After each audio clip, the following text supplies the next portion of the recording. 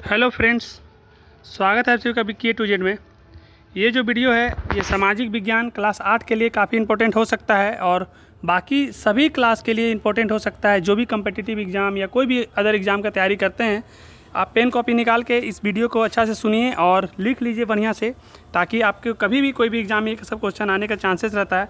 तो आप जो भी आज पढ़ेंगे वो आपको लाइफ में हमेशा काम ही देंगे। तो आप इस वीडियो को ध्यान से सुनिए और अच्छे से नोट करिए, क्योंकि जिनका कल से एग्ज़ाम है उसमें भी हो सकता है कुछ क्वेश्चन आ जाए, ये पक्की है और बाद में तो आना ही आना है।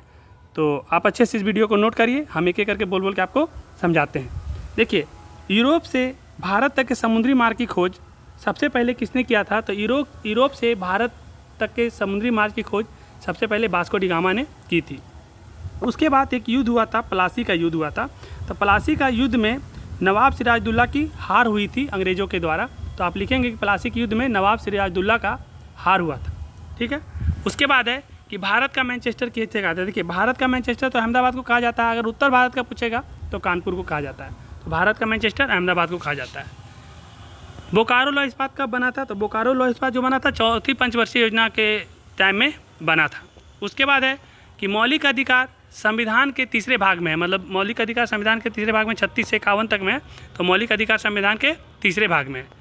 तो संविधान के तीसरे भाग में मौलिक अधिकार है। संविधान सभा में प्रारूप समिति के अध्यक्ष डॉक्टर भीमराव अम्बेडकर थे। हाँ थे, सही बात है। अगर मान लीजिए यहाँ पर कुछ भी लिख दे कि संविधान सभा प्रारूप समिति के अंदर महात्मा गांधी थे, तो गलत कर दीजिएगा। संविधान सभा प्रारूप समिति के अध्यक्ष भीमराव अम्बेडकर थे। ऐसा सही गलत में भी आ सकता है ऐसा क्वेश्चन। मुक्त व्यापार की नीति ने कंपनी के एकाधिकार को समाप्त किया था। हाँ, मुक्त व्यापार की नीति ने कंपनी के एकाधिकार को समाप्त किया था, बिल्कुल सही है। अस्थायी बंदोबस्त 10 वर्षों के लिए था। हाँ, अस्थायी बंदोबस्त जो था वो 10 वर्षों के लिए था, सही है।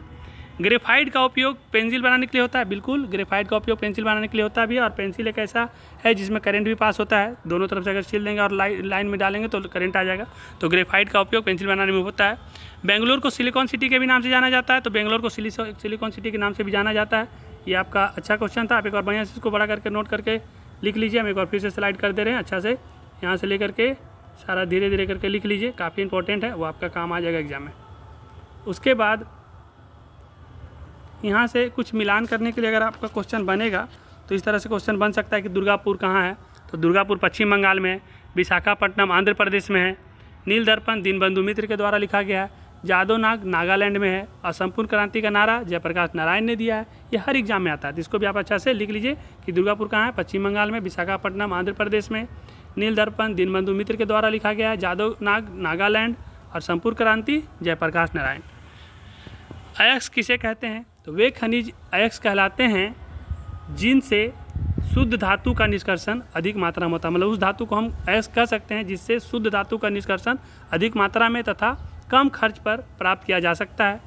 जैसे सभी अयस्क जो है वो खनिज हैं और अयस्कों में अशुद्धियाँ नहीं होता है। जितना भी अयस्क है उसमें अशुद्धियाँ नहीं होता है।